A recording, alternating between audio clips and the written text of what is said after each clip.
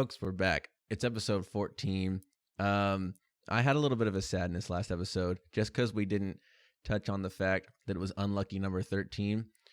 I'm kind of glad we didn't talk about it because I feel like we would have jinxed ourselves into having a bad episode. Last week was really good. I'm a fan. I don't know who else was a fan because I don't know what fictional worlds they like and don't like. So we could have mentioned all worlds that they just don't like. They're like, well, have you heard of the outside world outside of Lord of the Rings? It's actually called Central Earth and not Middle Earth, and and I hate those people. Well, that's when popcorn pops. But today we are talking about. Well, we're going to get into what the title said, but first we're going to talk about the Dancing Plague, which is what Jacob is bringing forth to me. Now, I will note that he's bringing out some information on a new device that he has acquired. You want to talk about that? Yeah. Guys, I am not very savvy. I'm not very computer savvy. Oh, I thought you said sappy. I'm not sappy either. I'm not a tree. But I'm not very savvy with a V.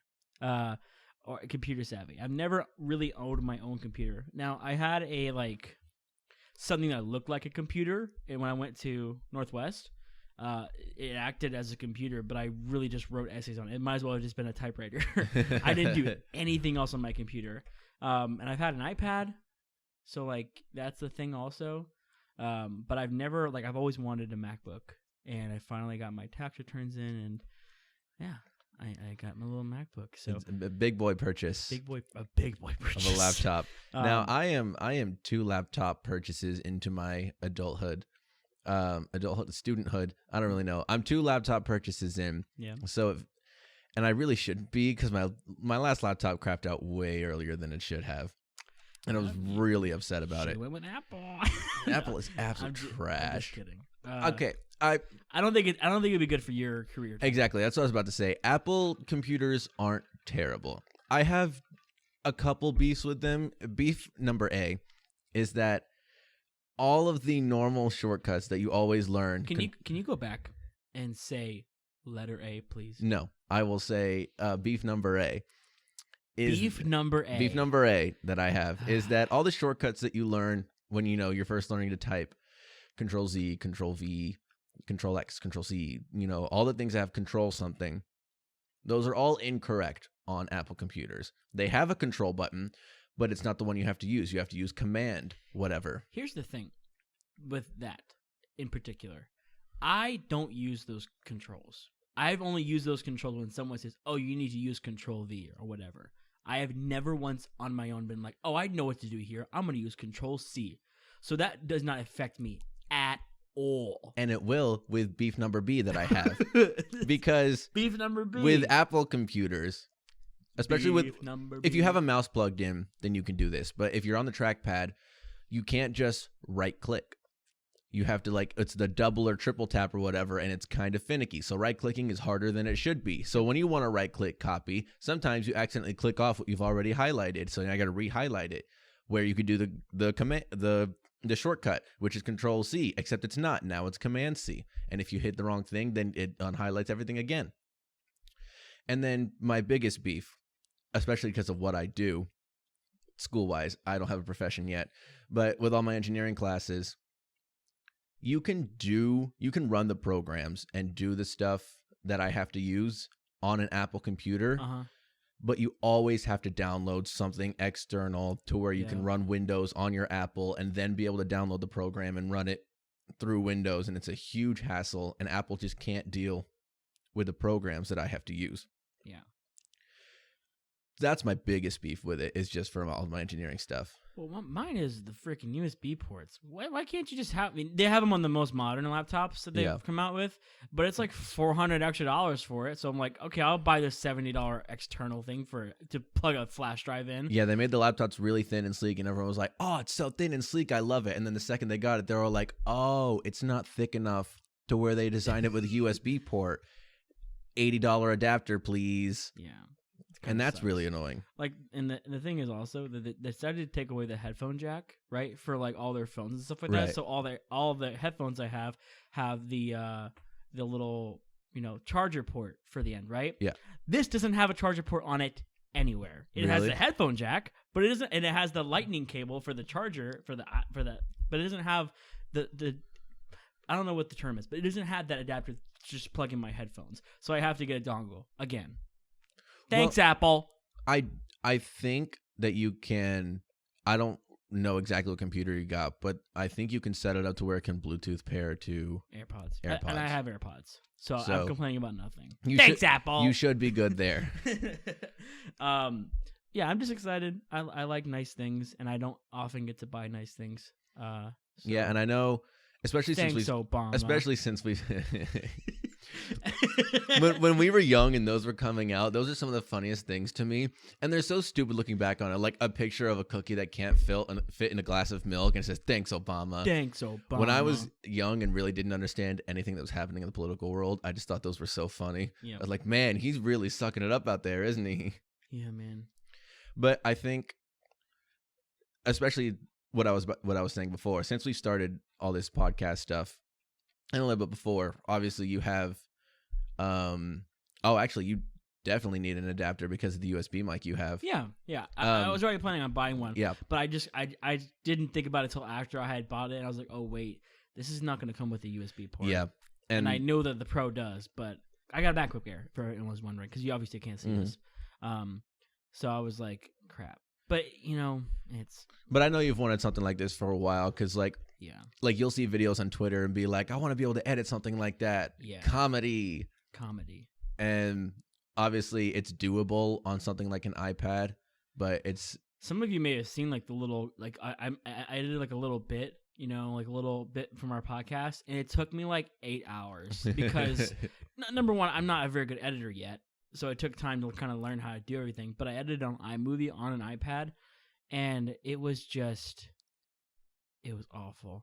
Yeah, and if and when we get to record this thing, and if and when we do it with multiple cameras, way down the line, if the line keeps going, then obviously we'll learn to get better at editing and learn a program like Adobe Premiere, which we have no reason to buy right now. Yeah.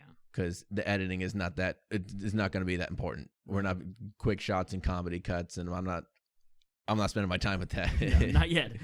Maybe we should just hire an editor outright. No, not right now. But I'm saying when we get to that point, when we need to hire, if we're editing by ourselves, we can just be like, you know what, someone else take care of this. We don't have to worry about it. Just make us look good. I mean, once we get to that point, I definitely want to be the ones that do it to start.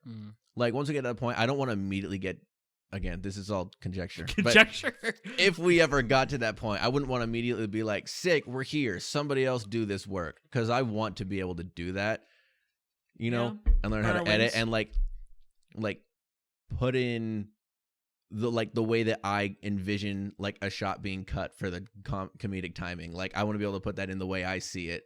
Right. And then after a while, and obviously you as well, and collaborate with it. And after a while of us kind of establishing a style of the way we like our videos, then have an editor be like, our videos, like, this is the style that we have. Yep. Replicate something akin to that when you're editing, because we just don't want to do it anymore. Like, establish a style and then have somebody put in a little bit of their own stuff and a little bit of their own flair, beef it up, but keep the skeleton of our 4. Whatever style I love how we spent 5 minutes talking about this future empire we're building around Milk and Screams. It's coming. Milk and Screams is coming. You know what else came and went, Kyle? What's that? The Boogie Fever. The Boogie Fever. They didn't call it that then. No, they didn't. In the year 1518. Now, yesterday Jacob said, what is this called again? The Dancing Plague. The Dancing Plague. He said, do you know what the Dancing Plague is? And I said, no. And he said, we're going to talk about it on the podcast. It's really interesting. Basically, in 1518, I'm just going to look up the village real quick. It's a village in Europe that this happened in.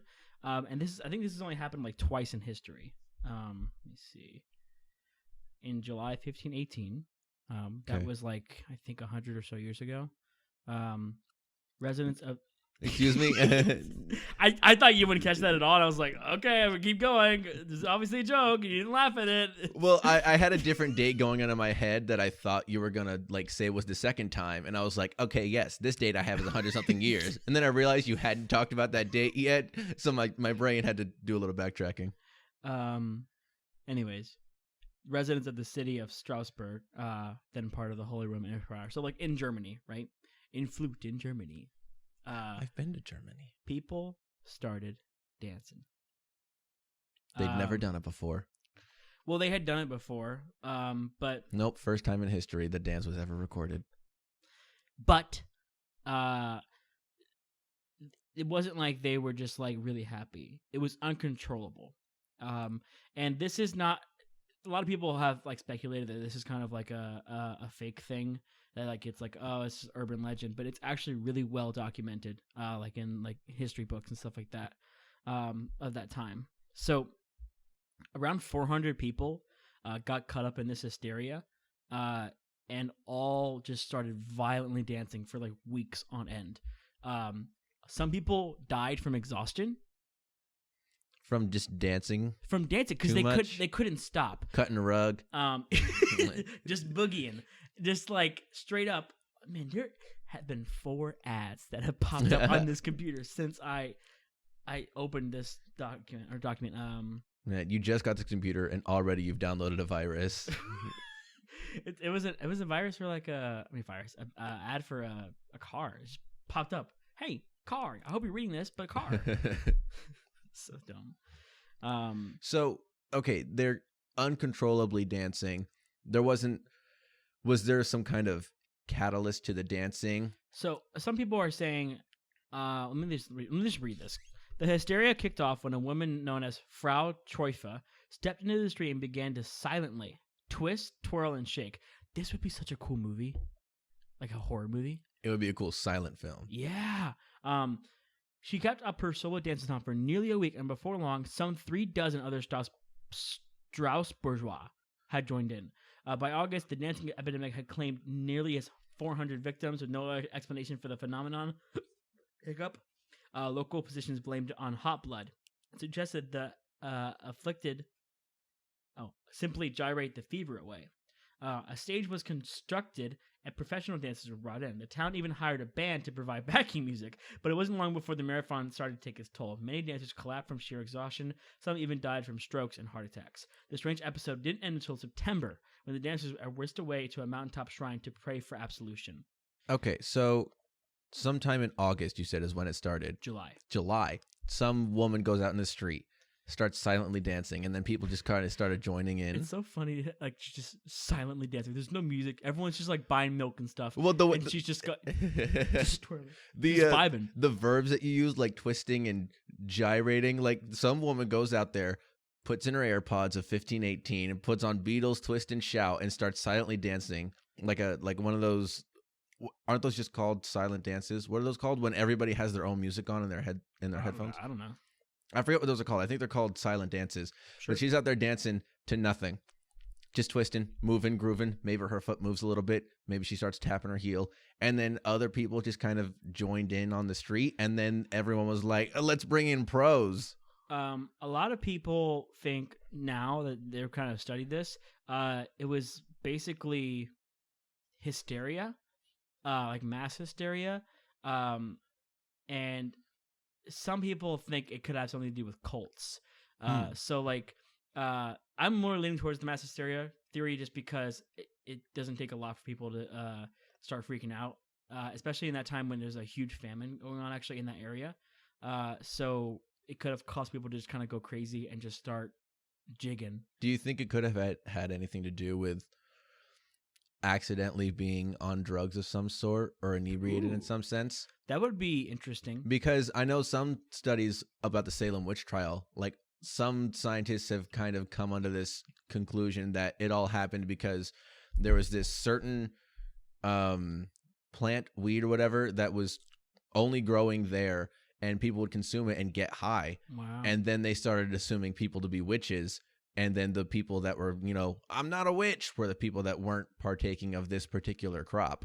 So here's I just read this. Other theories have suggested the dancers were members of a religious cult, or even that they accidentally ingested ergo, a toxic mold that grows on damp rye and produces spasms and hallucinations. I think that sounds familiar to what I was talking about. That may have been the substance that they were accidentally ingesting in Salem as well. That's so. Do you think that would work today? This dancing thing, if someone just outside of a pandemic, when everyone can join in, but if someone middle of New York City. Well, the thing is, this wasn't like they were like, that woman's dancing, I'm gonna dance with her silently. It was like, it was spur of the moment, and it was an urge. It wasn't like a choice. They were spasming. It wasn't like they were actually doing choreography, like we're gonna talk about in a little bit. It was. And it's why it's such a phenomenon, because there was no one there to be like, oh, I know what this is. You ate this moldy bread. Quit doing that. Everyone's like, why are we dancing? And then people died. So it's kind of a weird thing to talk about. I'm so interested in what the compulsion was for them to dance. Like, I don't really understand the hysteria portion of this. Well, I don't think you've ever had hysteria. Well, no, and that's why I don't really grasp it. Like, I don't know what goes on in a person's head when they're experiencing hysteria that makes them have this compulsion to do it, or uncontrollable urge to do whatever it is they're doing. I don't think I've ever seen someone who is hysterical, but I've seen people who I think would look like hysterical. Does that make sense? I think so. Like, I have never witnessed someone actually going crazy. But I have seen people who, in my opinion, like my dumb opinion, of course, I would say, man, that guy's probably crazy or hysterical. And like some guys, like in Crestview, crackheads exist. Okay, it's a bad thing, but they do exist, and sometimes they just shout at you when you're at a gas station late at night, and you just say, "Yep, that's right, brother," and he goes, he just screams, and then you're like, "That guy's on drugs." I remember, that has happened to me multiple times in that city, and Gainesville's too. Kind of. It hadn't happened to me. It hadn't happened to me in Gainesville. Like when I'm at a gas station late at night, it has happened to me walking to a football game, or walking out of a football game. Because people are on, some people are just drunk because a football game was happening, and we live in the United States of America. So yes, we do. We live in the U.S. So some people, were drunk, and some people you could just tell were different than that, like different than the drunk. Like they were going crazy. Football had just happened, but they were definitely on something. Probably coke. Yeah, those people I've had scream at me in Gainesville, but Crestview was like that late at night gas station. Someone's gonna be screaming at you, and he's alone. He's alone, and you're alone. And here's the thing: he's alone, but he's talking to his buddies. He's like chatting it up, and then he sees you, and he's like, "Ah!" And you're like, "Yep." The first time it happened to me, I remember trying to understand what the person was saying. I don't remember what they said, but I remember trying to be like, I'm gonna understand what this person is saying, and try and give a decent response to this. And it just did not. I couldn't do it. And every time after that, it's happened probably 4 times to me. The few times it happened after that, exactly what you said. I'm not you and me. Damn it, get in the mat. And every time I go, Is someone knocking at the door? I don't know. I doubt it. I hear like wood. I hope you guys can't hear that in the audio. You know what? I will go check. Keep them entertained, Jacob. Guys, I'm so excited for this episode. We're going to be talking about, hopefully, if no one's here, maybe we're going to get murdered. I don't think so, though. Is someone there? No, we're good. Did you hear knocking, or did... I heard something thud, but I didn't think it was knocking, so I just ignored it. Okay. I like a professional. Wow. You're really going to call me out like that? Gots to. Let's just move on from the boogie fever. I want to go out just real quick right now into the street and just start dancing silently and see if anybody will join me if they see me. Let's do that after the podcast. But I want to do it now. and I want you to go out there I want you to pick up this whole set of microphones and mixer and computer and narrate what I'm doing while I'm in the street. Okay, let's go. Okay. I mean, I'm kidding. You can't hold all this stuff. There's too much. Maybe that'll be our first YouTube video. It'll be the first podcast we record. It'll be like podcast but outside. Yeah. Except it's just going to be you talking about what I'm doing. We'll just test if we can go hysterical. Although if we're videoing it, you won't really need to narrate what I'm doing because they can just see it. So I'll narrate. You'll video yourself narrating what I'm doing like a vlog. Yeah. But don't watch me dance. Just have the people watch you talk about what I'm doing. I think we should try that. That'd be fun. All right, let's do it. Our very first YouTube video, we dance to nothing and see who joins. All right. So now, speaking of dancing and boogie fever and all this stuff, we're going to talk about probably one of my favorite things about life, and that is musicals. Musicals. Now, some of you might Chicken wings. Your favorite thing in life. That's a good Is it a close second, or is it above? Close second. Or is it above musicals? I don't think chicken wings are above musicals. Wow. I like musicals, folks. That's a breakthrough here today. I love chicken wings, but you have no idea how much this man loves chicken wings. But this is about musicals because he loves them more than chicken wings. Next week's podcast is about chicken wings. I don't think I can talk about chicken wings for more than 5 minutes. Dude, I tried to convince Kyle to let me talk about pizza for an hour. He was like, "No." Again, something I don't think I can talk about for more than 5 minutes. I feel like pizza is different. You can talk about pizza for a while. Maybe 10. I like the science behind pizza. Pepperoni pizza is the perfect science pizza, and that's fun to talk about. But other than that, I got nothing. I like the science of cooking, and I like the science, like the history of like why things are cooked a certain way, and I like those things too. So I don't know. Maybe we'll talk about food later on. But now, finally, no, wait. I want to talk about something else. Okay, go ahead.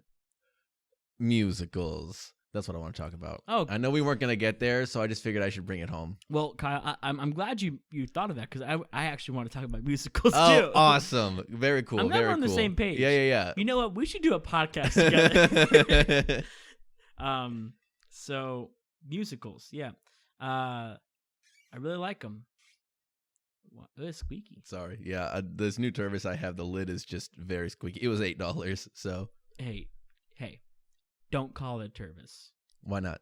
It's a cup. Just say cup. It's a Tervis light cup, and for some reason, that's the word I've landed on for calling it that. But why would you call it a Tervis? Because Tervises are also specific to keeping. Tervis is just the brand. I know, but it's the same way. It's the same way you call a thing a jacuzzi. That's also a brand. Like it's just kind of what I've ended up doing with this. Okay. We're never gonna get to musicals. Well, you're the one that talked about my squeaky lid. You also could have ignored that like a professional, but you decided to draw attention to it yet again. Calling me unprofessional. That's 2 noises you've drawn attention to that have been nothing. I still that we keep made hearing into knocking. We're gonna ignore that too. No, our house is haunted. There has been no knocking. Someone died here 50 years ago. Oh man. Okay, musicals. Maybe. Oh right. Yeah, that whole thing. Musicals are not like a newfound love, but it still does feel new to me. Me as well. I've always had this hankering for musicals. Like ever since I was a kid, like I always liked watching musicals. I never had like an adverse reaction to them, like some people do. And I want to talk about that later. But I didn't know I loved musicals until high school. Right. When I started, doing them. It depends on what, I guess, definition you take, because I knew I loved musicals in terms of something that that had like a performance that has music inside of it and the characters are singing, right? Yeah. And that was really, I only knew that I loved those because of Disney movies, but I didn't have a love for Broadway musicals, on stage performance musicals also until high school. You know what's funny? I didn't watch a lot of Disney musicals as a kid. I know that may sound crazy, but like I didn't watch Beauty and the Beast when I was a kid. I didn't watch most of the princess movies. I may have watched them, but I watched them once. I didn't watch them on repeat. Right. I didn't have the VHS tapes. Like I watched other things. I just didn't watch it. I don't know why. Yeah, we watched most of them when I was a kid. I'm trying to think of one that I may have watched. Like Lion King, because it was in the vault for so long. I remember watching when I was very, very little. But I had completely forgotten like what happened in the movie, and I remember being like late middle school, early high school, and being like, I need to find this somewhere and watch it because everyone references it, and I have not watched it in probably like 10 years. And I eventually found it on YouTube and kind of just like put it together in my head. But eventually the Disney Vault thing kind of ended. Right. Is Lion King still? This is random. Is it on Disney Plus? Like I honestly don't know. Since Disney Plus has come out, I haven't tried to watch The Lion King because we have it on DVD back home. So that's how I watched it back home. So I didn't really think about checking. Because even though like WandaVision stuff is like on Disney Plus, I don't think it's worth it without Lion King. Well, it probably is. A lot of people didn't think Disney Plus was really worth it, except for Mando. That was really their big selling point when it first came out. And then they put more and more stuff on it, and The Simpsons is on there. Yeah. For a while now, and now with this coming out and all the new Marvel shows, now everyone's like, all right, Disney Plus is becoming worth it. Definitely.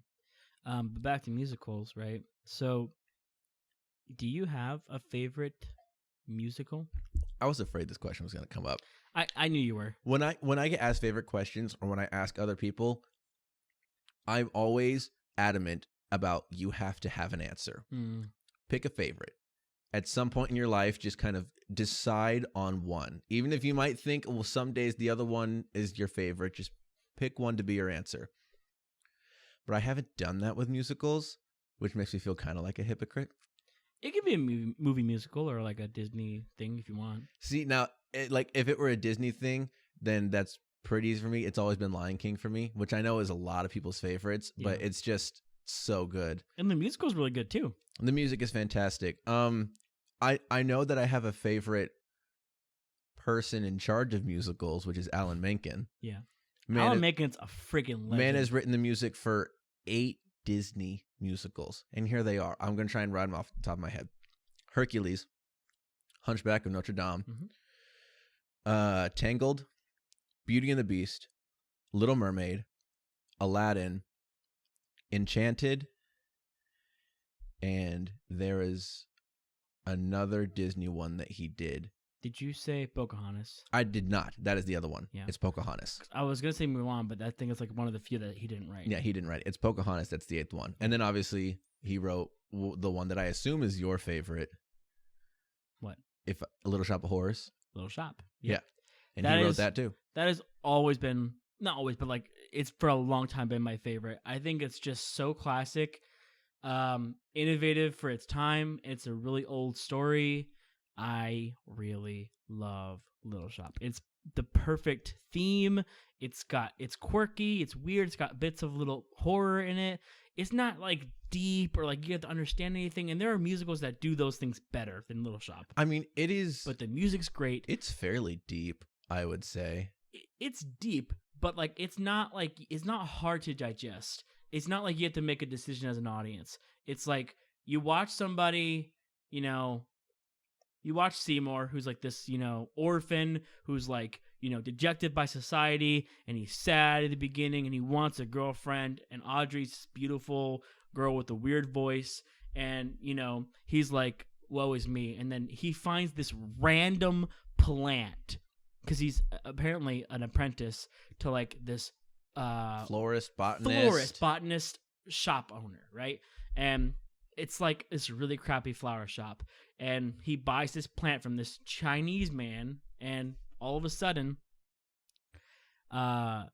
things start happening to Seymour, because this plant is actually technically an alien from like another world that can control like reality. Essentially, they kind of tease that in the musical. It kind of just goes to everybody's head, but yeah, right. Audrey 2 is like super powerful.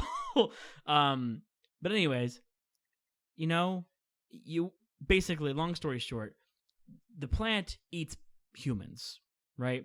And slowly Seymour begins to realize this because he feeds Audrey to the plant his own blood for a long time, and then the plant starts talking to him like in a really sultry, very deep black voice. Feed me Seymour. I don't know how else to say it. Black man's voice. It's just the way. That's just a black man deep and moving. A black man typically plays Audrey too. I can't imagine a white man ever playing that role. No. It's a very, very prolific role in Broadway, honestly. And he's like, Seymour, feed me people. And Seymour's like, you're crazy. I'm not feeding you anybody.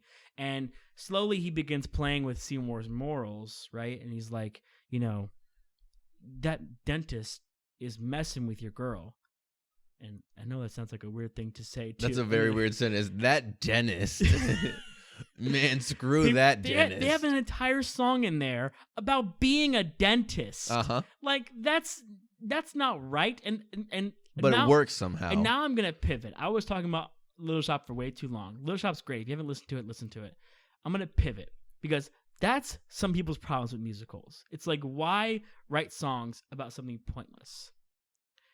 And I think that's the reason why people get turned off to musicals. I was talking to somebody literally last night. They're like, you know, oh, what year are you in? I'm like, oh, I'm in between, you know, schools right now. Times are hard, whatever. But I want to study musical theater and pursue acting and stuff like that. And he was like, oh, you know, musical, what kind of music do you listen to? And I was like, oh, a lot of Broadway, you know. Yeah. And I listened to pretty much anything else, like, you know, techno and rap and, you know, whatever else, rock, 70s, 80s, you know, etc. And he was like, you know, I can't listen to musicals. I don't know what it is about it. I've literally seen a musical on Broadway. It's like, you've seen a musical on Broadway and it doesn't like change your life? And he's like, no, like no, because it was Mean Girls on Broadway. I think he watched Wicked, which, to be fair, it's not the best musical to see on Broadway. I do love Wicked though. I don't mind it. It's just not my favorite. I think it's, like I said, I say that a lot. Even if I didn't said, I say like I said. Uh-huh. I think probably it's the have microphone, man. What's that? I think it's the microphone. It gets into your head, and you're like, "Have I already said something? I'll go ahead and say like I said in case I said." It's funny because I've said that phrase 11 times today at least. When I was training someone at work, I was like I said, but I definitely didn't say it. So I don't know why I keep saying that, but I don't like things that are overly popular. Typically, you're semi-hipster in that way. I don't like if things get just way too popular, I have trouble appreciating it. Yeah, because we were talking about that when now the anime has kind of started becoming more of a accepted part of Western culture opinion. Yeah. And you were like, well, I think that'll make anime lose its charm. And, you know, that was kind of your whole headspace behind it. Thinking back on that, it's kind of dumb because anime is already really popular in Japan and Asian countries. So it's like, it's probably like the only thing they watch. Like, not the only thing, but like it's a big part of what they watch over there. So it's like saying, well, Disney loses its charm because it's super popular. You know what I mean? Right. So I it's hard to say, but like I am a hipster a bit in that way, that I like to watch and observe things that aren't getting that much attention, and it's kind of being the first one, and that's a weird thing to say, but I don't like gatekeeping. I don't like that culture where it's like, well, if normies watch this, they'll ruin it. You know what I mean? Right. But yeah. I do catch myself doing that sometimes, so I gotta make sure to not do that because that's lame. It is lame. But musicals. Pivot back to what we were talking about. But I wanted to pivot from talking about Little Shop to talk about people who don't like musicals and why. Right. What are your theories? One of the points you made was, you know, when they have this thought of why make a song about something pointless? Like he's singing a song about being a dentist, right? Yeah.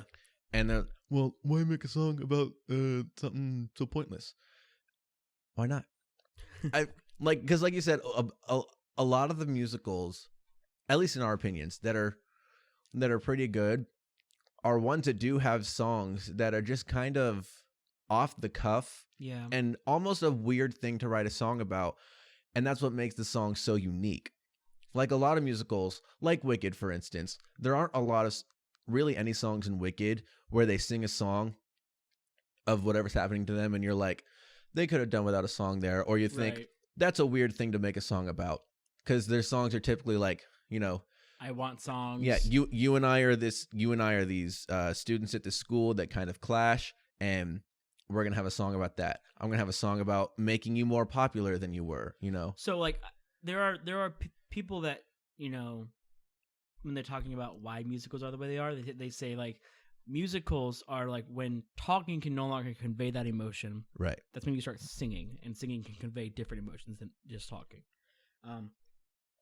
I agree to that a little bit. Like, I'm not like, that's why we sing. It's just like, that's part of it, I think.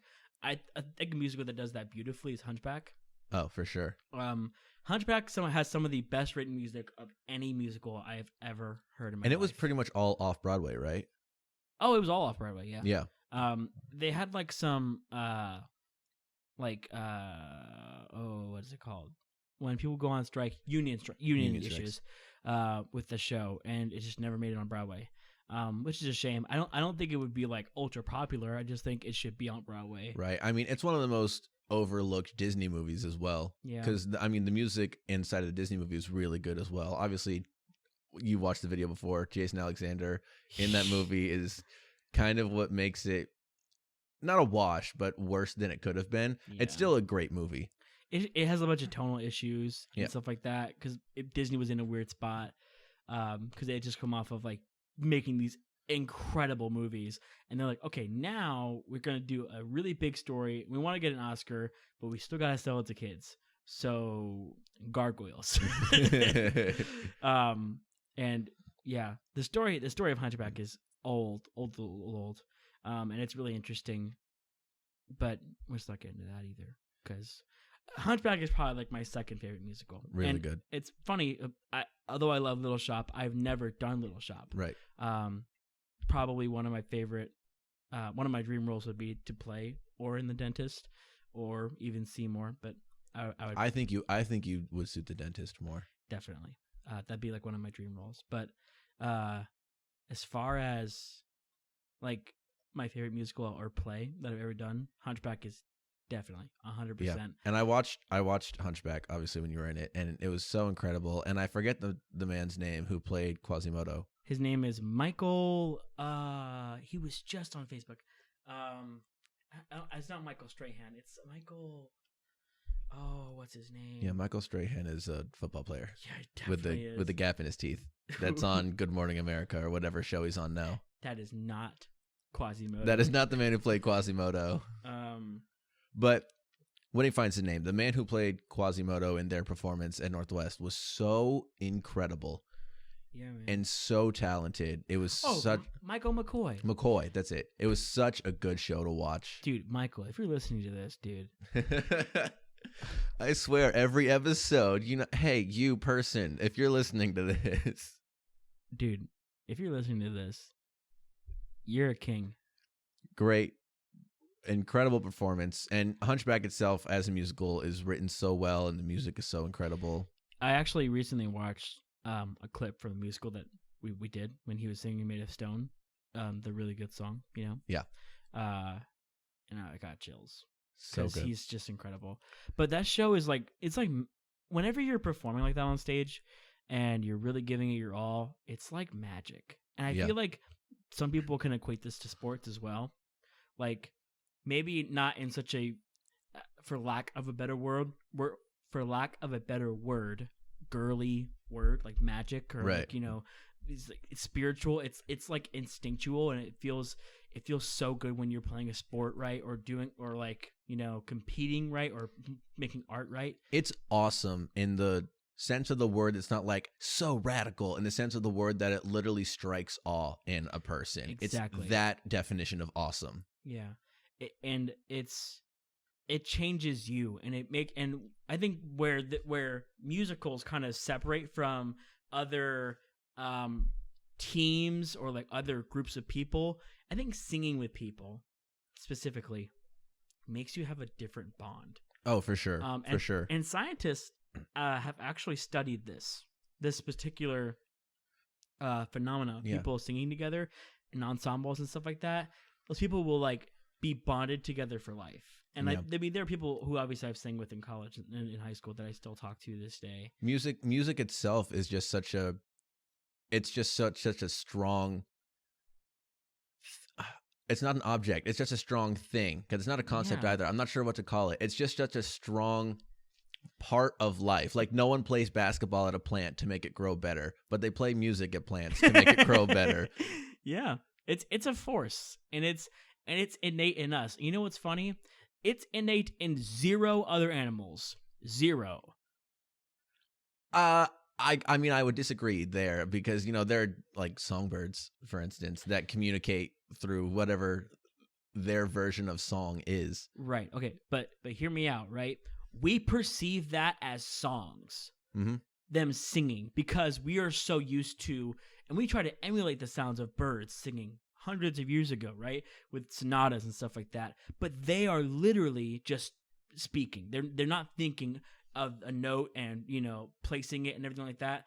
So, and there are animals that can try to emulate a beat. Like you've seen parrots that kind of like do a dance, they go up and down and stuff like that. Those are fantastic videos. Incredible. Turtles, when they shake their butt, it's such a cute little thing. Seals slap themselves and you're like, oh, it's got a beat to it.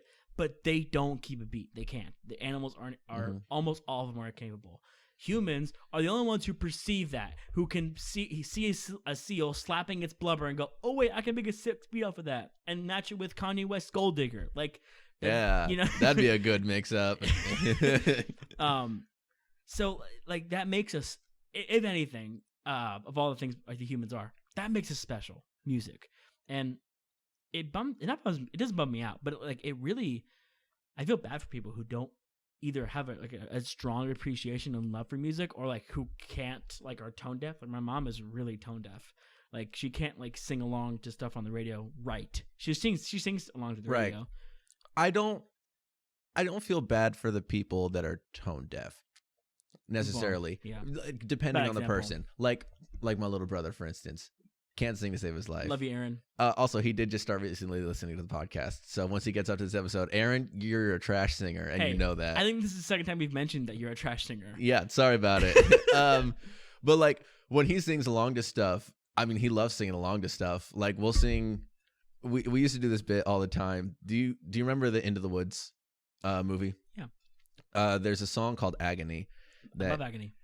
Me and Aaron would sing that song all the time. And at random points in the day, my mom would just kind of throw it on in the house, and he and I would just belt into song no matter what we were doing. Like, and he can't sing to save his life, but like he loves to sing because, it's music.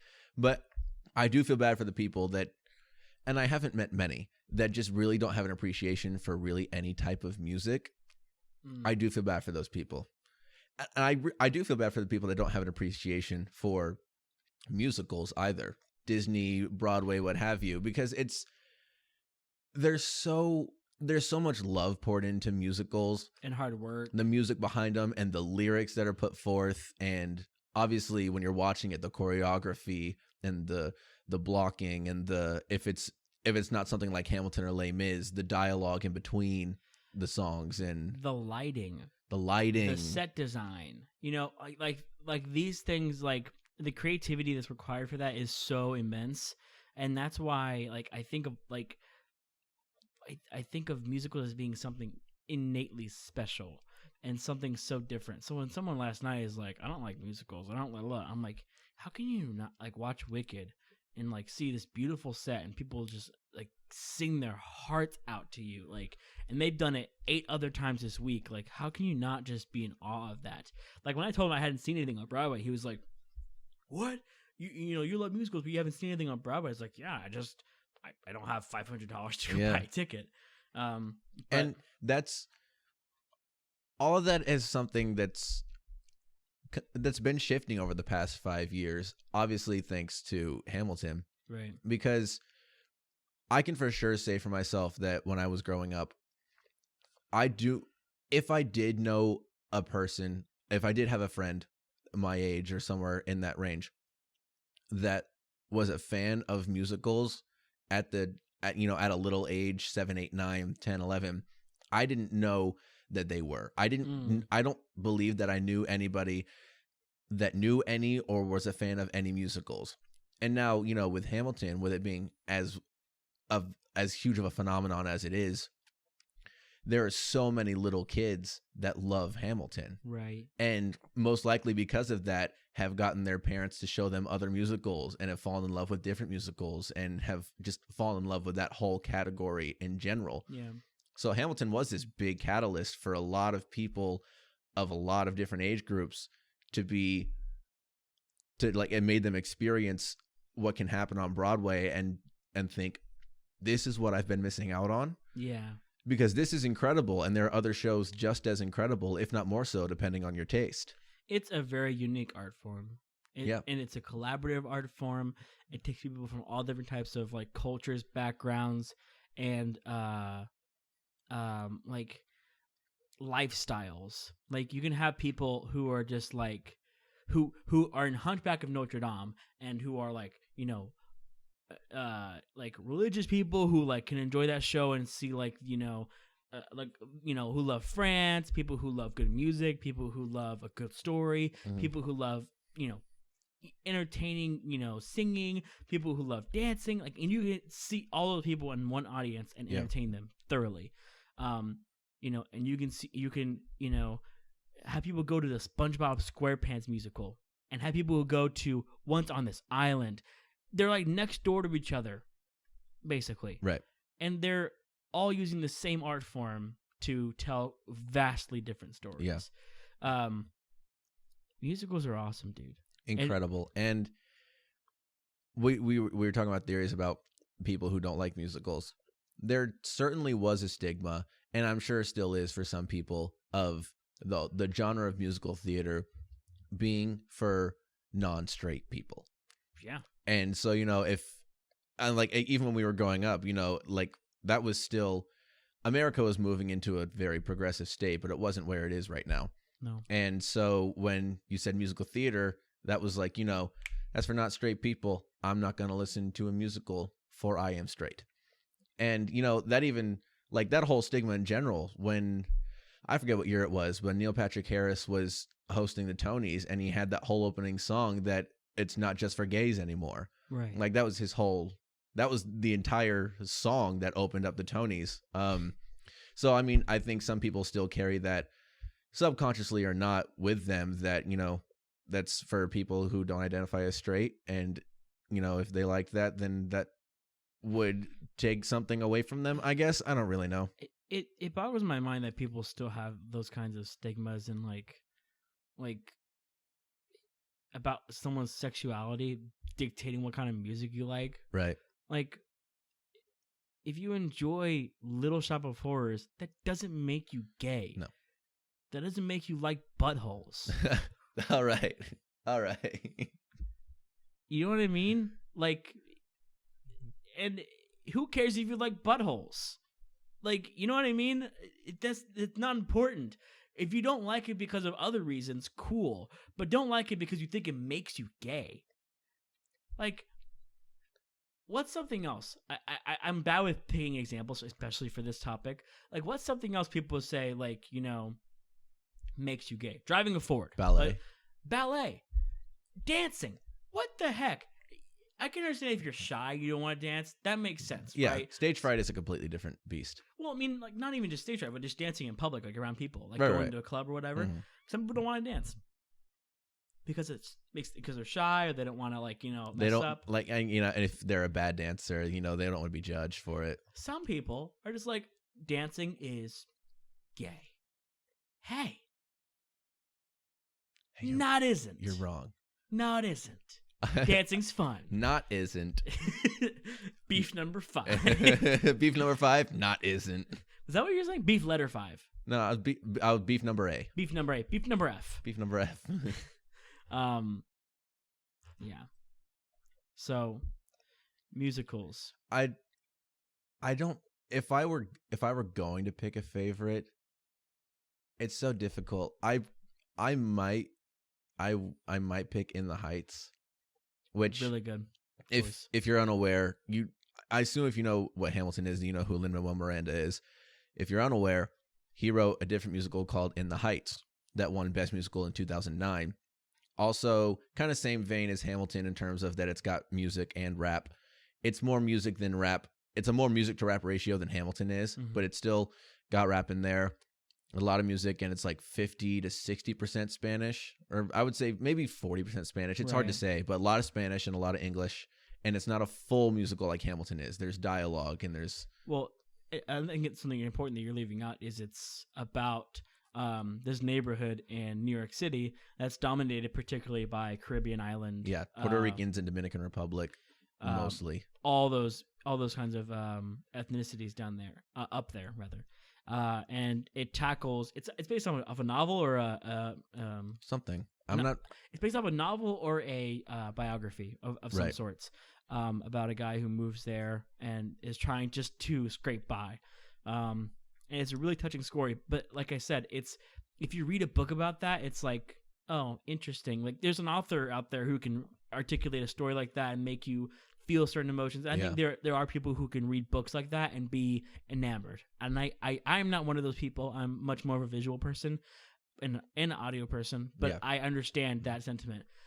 But like I said, I just explained that to you, and basically it doesn't entice you, right? You're like, oh, it's a music. It's about this guy who's from the Dominican Republic in New York City. He's just scraping by. It sounds like a normal guy. Okay.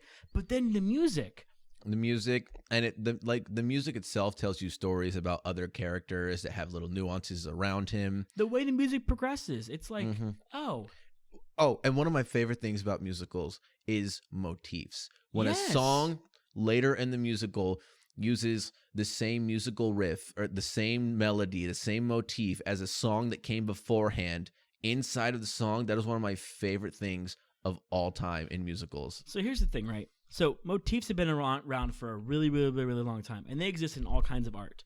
I just touched the mic. Sorry if your ears are busted. Unprofessional. I hate you so much. Beef number 80. That was the letter AD because we've gone past 26 beefs. I almost said beef just to come back into it. I almost said beef again. I almost said beef. Like I beef.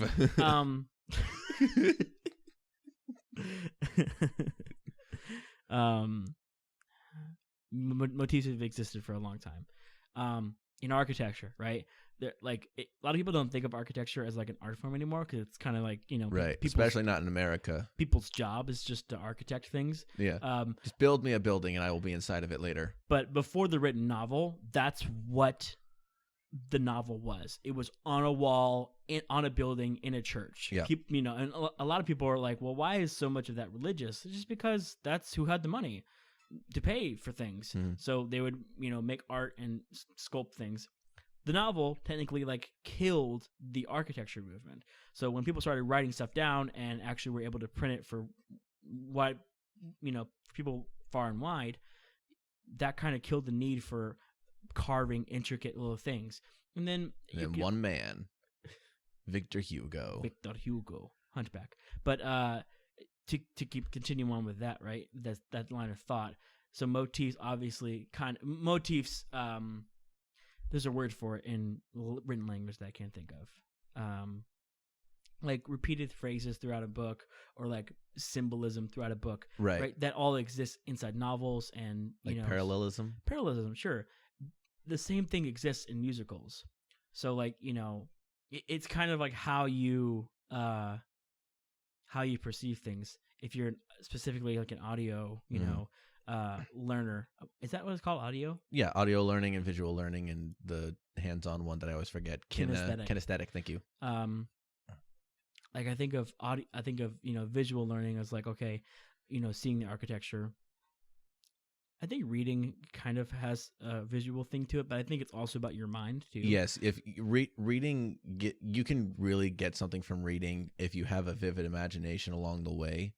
Like I love reading because I consider my imagination, or at least my ability to read words and put it into a picture, I consider my ability for that really good. So I remember very specific things from books because I have the specific image I made for myself when I read it. Right.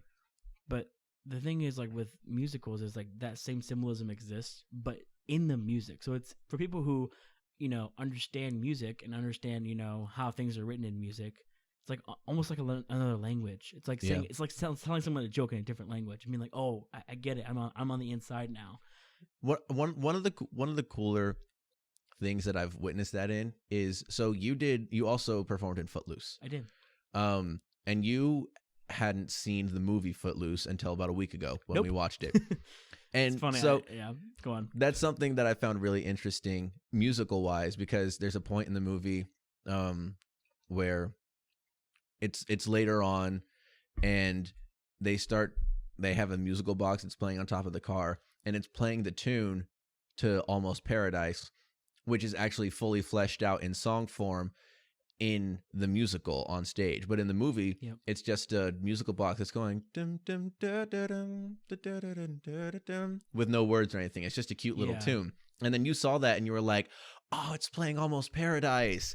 And so, like, there was an audio cue that took you back to something you loved, or just to the song that you loved, because it's a really good song inside of Footloose. It really is. And so, like, not having seen the movie before and knowing the musical first, that was also an interesting thing to witness. Exactly. Music, man. It's so good. Another good musical. And I mean, people have made musicals about all kinds of crap, and some musicals are just fun, like the Billy Joel musical. I forget what they called that one. Moving Out. Moving Out, thank you. I couldn't remember which song they used as the title. Yeah. Great musical. It's just fun the whole way through. It's got a basic storyline of, just kind of up and down. They made a Green Day musical. It's just fun. One that could have been fun but was garbage is the Spider-Man musical. Oh my gosh. It could have been so much fun. You know what I found out? And I think we can start kind of wrapping it up here with this mic drop of a statement. I'm not going to pick up the mic because it's going to audio stuff, but not Radioactive. Imagine Dragons, their first album, was loosely, or like at some point, another Spider-Man musical. And the writers from Imagine Dragons, like the artist, right? They wrote it, and then they were like, "No, we're not making another Spider-Man musical." No, and then they just published it as a rock album, and that's where Imagine Dragons came from. I did not know that. Think about Radioactive, the lyrics. I mean, yeah, that 100% makes sense. Like, it's about the spider. That's so weird. I want everybody to close their eyes. I want you to listen to the song Radioactive in your head. If you can't pull it out of your brain, let me give it to you. I feel it in my bones and up to that song. Okay.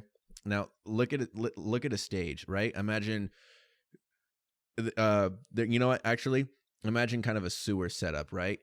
Peter Parker has just been bitten by a spider while inside the sewer, and he stands up, and these drums start kicking in, and he starts singing Radioactive to the sewer walls with echoes, and just prancing around stage, letting his heart out. In tights. You know what? He got bit by the spider, and immediately pants left, tights came, and he started singing Radioactive to the sewer walls and the sewer rats. He's wearing tights that look like jeans. Just imagine that song being on a stage. How cool would that have been? That would have been awesome. I think another very cool thing, you briefly mentioned the SpongeBob musical earlier, which that kind of sounds like a joke to some of you. It's amazing. I love it. I just want that to be known. It's very good music, and one of the reasons is that every song was written by a different group of people, and I'm going to name some of those groups now. One of the songs was written by Aerosmith. One of them was written by Lady Antebellum. One of them was written by the Plain White T's. One of them was written by Brendan Urie. Legend. One of them was written by John Legend. There's somebody else that I'm missing. Bowie. David Bowie. Yes, thank you. A lot of the songs were written by these huge groups, and the music is absolutely stellar because of it. SpongeBob is not like an insanely dense, No, it's a SpongeBob story. It's SpongeBob story. There's a volcano that's going to blow up, and they're trying to save Bikini Bottom. It's literally that. But the music is written by 15, 20 different people, and it's all connecting the same story. It's like, that's awesome. Why they didn't have to do that? They could have just written something stupid, and everyone would be like, SpongeBob, yay! And I mean, they took some little songs from the SpongeBob show and pulled it in there, like Best Day Ever. Towards the end of the musical, they use that song to kind of flesh out a more full song, and it's incredible. Yeah. I have a friend who saw that live, and really? They were just blown away. Yeah. It's so good. Yeah, man, musicals. I think if I'm going to pick a favorite right now, it would be In the Heights. Dogfight might even be a close second. Dogfight? Wow. I really love Dogfight. Just the a lot of the males in that musical are very high tenors, and so the harmonies that they're able to pull off just really hit hard for me because I love harmonies. Yeah. Just in general. So that one really hits for me. We did not play this game or do this bit last episode. Unfortunately. But we're going to do it this time. Kyle. It's called Beef Number. It's called Beef Number. Kyle, what? Rename Imagine Dragons. Imagine Dragons. What am I going to rename them? Oh, wait. I also want to say this real quick before we do that. I'm curious, who would win in a fight? Oh, jeez. Thanos or Audrey 2? Ooh. That's pretty interesting. The thing is, Audrey 2 relies solely on eating humans for its powers. Right. But he can sing super good. You think he could woo Thanos enough? And maybe he could convince Thanos to work for him. With his mind powers. Yeah. Woogie, woogie, woogie. Woogie, woogie, woogie. Woogie, woogie, woogie, woogie. I say Audrey 2. Audrey 2. As long as... It'd be a close fight. So if he can alter reality, why doesn't he just alter himself to be able to move on his own? To go to the humans that he needs to consume. Right? Well, it's kind of hard to say. I don't want to get into this because it's a bit of a... It's not really explained in the show. Right. I guess it'd be way too convenient. There's probably some rule of his alien world. It's like, you can't alter yourself, but you can alter things around you. Right. He could just make Oren and Audrey walk in whenever he wants to. But you can't change to a dog. But anyways, rename Imagine Dragons. Imagine Dragons. Imagine Dragons. What is the worst mythical creature? The dragon is the best mythical creature. What is the worst mythical creature that has ever existed? You think the Cyclops is the worst mythical creature? Yeah, he's so sad. And when he cries, he only has one eye. That's true. So does he cry on both sides of his eye, or does it come down the center of his eye? The center, definitely. I think that's how Mike was out. Mike, I can't say his name. I've renamed him as well. Mike was out. You know what? I'm just gonna keep it simple. He's gonna be Imagine Cyclops. That's what they are now. Imagine Cyclops. Okay, give me one. You know what? We'll keep theme. Just rename Audrey 2. Give it something a little more unique than him just being like, "I love Audrey. You are Audrey 2." Right. We could call him Mushnik 7. Mushnik 7? That sounds like something that Russia would send up to space to go to the moon. Mushnik 7's good, but I want to change it. We're going to call him...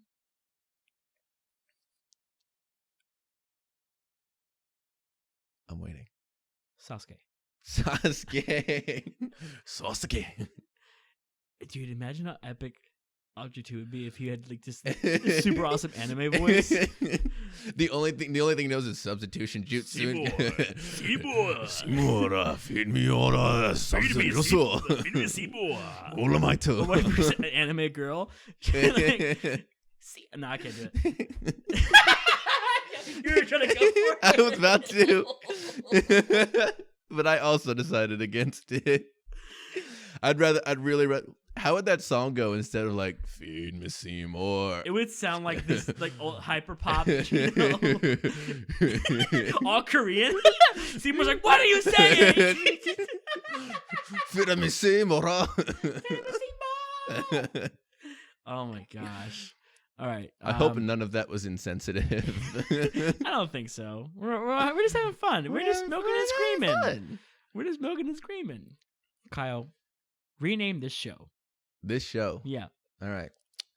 Also, we're keeping the name, but just rename it. No, we're not keeping that name. The name you're going to come I was up going to with. say, you put a lot of pressure on me just now. No. Rename the show. It's a lot of pressure.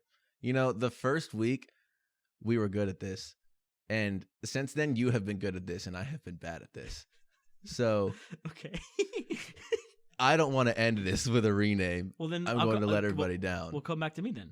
You rename the show. I have faith in you for this. I do not have faith in me. All right. We're going to call it The Dancing Plague of 1518. We're gonna call it. That still boggles my mind. Yeah. I want to inflict hysteria upon everybody so that they'll dance with me. I just don't want anybody to die at the end. Well, we're not gonna. It's not inflicting hysteria. It's just because everyone was so hungry and eating. Yeah, and bread. I want to be the reason that everybody's hungry and eating moldy bread. Moldy. Get mold. I did a science experiment in the 4th grade where I left bread and cheese out and made it moldy, and I could do it again. And this time, I'll feed it to people. To eat it. Put it this in some show brownies. henceforth will now be called Jared from Subway. Jared, I realized you were gonna say something like moldy bread, but nope. No, Jared from Subway. Yeah, bad take. I mean, not bad take, bad guy. He's a bad guy. I don't think. But he lost all that weight. Who are we talking about right now? You don't know Jared from Subway? I do not know Jared from Subway. Okay, we're talking about him next week. Oh, wait, is that really old Subway commercial? Yeah. I remember the one now. And he's not a good Yeah. guy. I know the guy. Yeah. We're not talking about him ever, actually. Guys, this show's now called Jared from Subway. And also, don't Google that. Is it Jared? I think it's Jared. I believe it is. Yeah. It's ringing a bell. Well, we're about to go watch the new WandaVision episode. Yeah. Because this is Friday, February 26th. It's episode 8 out of 9, and that's what we're about to go do. So, thank you all for tuning in. Thank you so much. If you've never really been that big into musicals, pick one of the ones we talked about. I don't think we talked about any of the ones that were bad, except for the Spider-Man musical. Or niche. Yeah. Like these are really basic musicals. Yeah, there's some basic ones. I think one that's a tad more niche, but not really that much, is Calvin Berger, one I also really love. Oh, yeah.